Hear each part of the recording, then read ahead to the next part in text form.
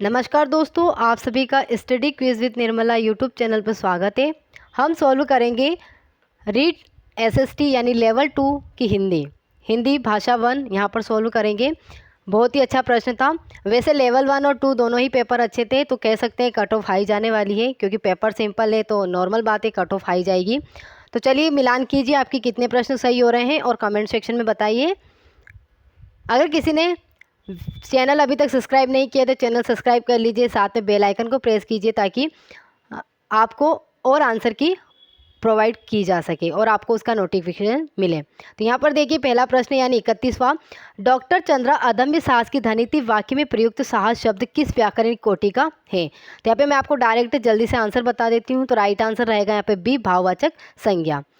Next है, गौमूत्र असाध्य रोगों के उपचार में भी उपयोगी है, रेखांकित शब्द के संदर्भ में उपयुक्त विकल्प है। तो बी कहाँ पर होता है, निपात में होता है, और निपात किसका भाग है, अवयव का। तो राइट आंसर यहाँ पे रहेगा सी। नेक्स्ट है, निम्न में से कौन सा कथन त्रुटिपूर्ण है यानी कि गलत है। तो यहाँ पर रहेगा वर्णों के सार्थक समूह से वाक्य बनते हैं, यहाँ पर ये गलत है यानी कि डी ऑप्शन सही रहेगा। नेक्स्ट है, यवन सैनिक घोड़े पर बैठकर आया पर किले का दरवाजा बंद था, जैसे ही उसने दरवाजा खटखटाया चिड़िया पर फड़फड़ाकर उड़ गई। उपयुक्त वाक्यों में प्रयुक्त पर शब्द के अर्थों का सही क्रम है। यहाँ पर 3 है, 1, 2 और 3, इनको सही क्रम में बताना है। तो यवन सैनिक घोड़े पर यानी घोड़े के ऊपर बैठकर आया, पर यानी कि किंतु, किले का दरवाजा बंद था, पर यानी पंख फड़फड़ाकर उड़ गई। तो यहाँ पर राइट आंसर रहेगा ऊपर किंतु पंख। तो यहाँ पे डी ऑप्शन सही हो जाएगा, ऊपर किंतु पंख।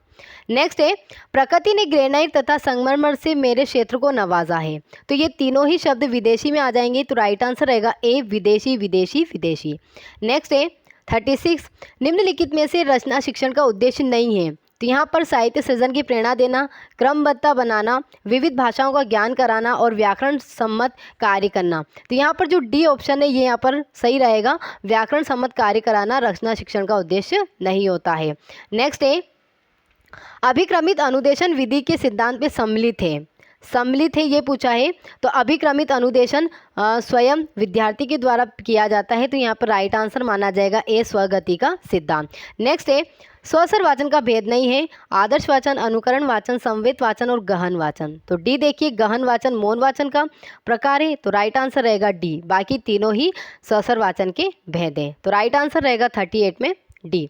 नेक्स्ट है, एक अच्छे मूल्यांकन की विशेषता नहीं है, वेदता, वस्तुनिष्ठता, व्यापकता, आत्मनिष्ठता। तो राइट आंसर यहाँ पे रहेगा सी, आत्मनिष्ठता। नेक्स्ट है, वस्तुनिष्ठ प्रश्न का आकार यानी कि प्रकार है आलोचनात्मक प्रश्न, विश्लेषणात्मक प्रश्न, व्याख्यात्मक प्रश्न और मिलान प्रश्न। तो यहाँ पर सी हो जाएगा, मिलान प्रश्न।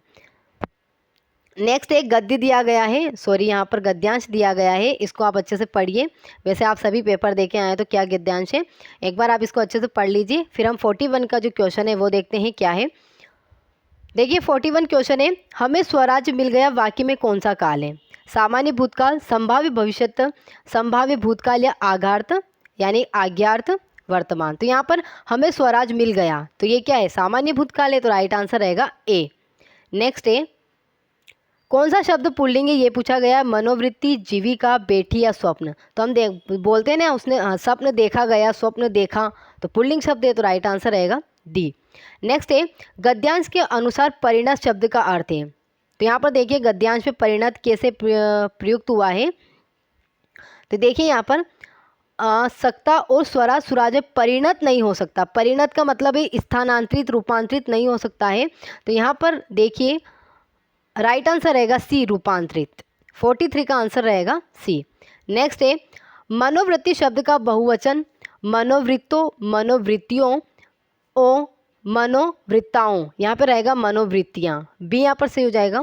नेक्स्ट है, दूषित शब्द का अर्थ होता है दोष मुक्त, दोष रहित, दोष से विरक्त। ये तीनों ही गलत हो जाएंगे, दोष युक्त यानी कि दूषित। तो राइट आंसर रहेगा ए। नेक्स्ट है, निम्नलिखित में से कौन सा शिक्षाशार्थी पढ़ाने से पहले लिखना सिखाने के पक्ष में। 4 कौशल दिए गए हैं, सुनना, बोलना, पढ़ना, लिखना, लेकिन मारिया मोंटेसरी ने पढ़ने से पहले लिखने बताया है। तो राइट आंसर रहेगा यहाँ पर डी। नेक्स्ट है, 47 मौन पठन का लाभ है, उच्चारण अभ्यास हेतु तो अवसर मिलता है, स्वाध्याय की प्रवृत्ति विकसित होती है, पठन की शुद्धता का संवर्धन होता है, एकाग्रचित होकर ध्वनियों का शुद्ध उच्चारण करना होता है। तो यहाँ पर ए और डी वैसे गलत हो गया, उच्चारण तो बोलकर ही कर सकते हैं, मौन पठन में नहीं कर सकते हैं। बी और डी में बी ऑप्शन सही रहेगा, स्वाध्याय की प्रवृत्ति विकसित होती है मौन पठन से। तो 47 का आंसर रहेगा बी। नेक्स्ट है बुलेटिन बोर्ड है, श्रव्य सामग्री, दृश्य सामग्री, आयामी सामग्री या फिर कोमल सामग्री। तो बुलेटिन बोर्ड एक दृश्य सामग्री होता है। नेक्स्ट है सीसीई में व्यापकता का आशय निम्नांकित में से नहीं है। सीसीई में व्यापकता का आशय नहीं है, विषयों की व्यापकता, उपकरणों की व्यापकता, प्रश्नों की व्यापकता। तो राइट आंसर रहेगा सी, दायरे की व्यापकता। 49 का आंसर रहेगा सी। अगला प्रश्न है वर्तनी की विधिवत शिक्षा का ज्ञान किस स्तर पर होना चाहिए? प्राथमिक, उच्च प्राथमिक, माध्यमिक या उच्च माध्यमिक? तो वर्तनी यानी बच्चों में वर्तनी शुद्ध करनी है तो हमें उनको प्रथम क्लास से यानी कि पहली से 5वीं तक जो क्लास होती है प्राथमिक स्तर उसी में शुद्ध कर सकते हैं ताकि वो आगे उनको कोई कठिनाई ना आए। तो राइट आंसर यहाँ पे रहेगा ए, प्राथमिक स्तर। नेक्स्ट है वाक्य के कितने अंग होते हैं? 1, 3, 2, 4। तो कितने अंग है? 2। एक होता है उद्देश्य और दूसरा होता है विधेय। तो राइट आंसर रहेगा यहाँ पर बी, 2। पेपर बहुत सिंपल था, अगर फिर भी आपको किसी क्वेश्चन में डाउट रहता है तो आप कमेंट पे बताइए। 52 है क्वेश्चन, वस्तु की पूर्ति की तुलना में मांग अधिक होना आशय की लोकोक्ति कौन सी है? 1 अनार 100 बीमार, आधा तितर आधा बटेर, ऊंची दुकान फीके पकवान, 9 कनौजिया 13 चूल्हे। तो राइट आंसर यहाँ पे रहेगा 1 अनार 100 बीमार, यानी 52 का राइट आंसर रहेगा ए। नेक्स्ट है घास काटना, मुहावरे का सही अर्थ है कठिनता पूर्वक कार्य करना, गैर जिम्मेदार होना, कुछ भी असर ना होना, गुणवत्ता का ध्यान रखे बिना जैसे तैसे काम निपटाना। तो यहाँ पर डी रहेगा, गुणवत्ता का ध्यान रखे बिना जैसे तैसे काम निपटाना। तो यानी कि 53 का राइट आंसर रहेगा डी। नेक्स्ट है 54, वे मेरे घर आएंगे क्योंकि उन्हें अजमेर शहर घूमना है। रचना की दृष्टि से यह वाक्य किस प्रकार है? रचना के 3 प्रकार है, सरल, संयुक्त, मिश्र। तो यहाँ पर क्योंकि लग चुका है तो राइट आंसर रहेगा ए, मिश्र वाक्य। अगला प्रश्न है शगुन मेरी सहेली है, अर्थ के आधार पर इस वाक्य का प्रकार है। तो यहाँ पर शगुन मेरी सहेली है विधान वाचक यानी कि सरल वाक्य हो चुका है ये, तो राइट आंसर रहेगा बी। आगे देखिए 56 से 60 तक प्रश्नों के आंसर देने हैं इस गद्यांश को पढ़कर। तो ये गद्यांश मनोविकार से संबंधित है। तो यहाँ पर देखिए 56 जो क्वेश्चन है, निम्नलिखित में से स्त्री शब्द का पर्यायवाची है। गद्यांश को पढ़िए, उसी में स्त्री शब्द का पर्यायवाची छुपा है, इहा, शीला, आबगा या अबला। तो राइट आंसर रहेगा यहाँ पर डी, अबला।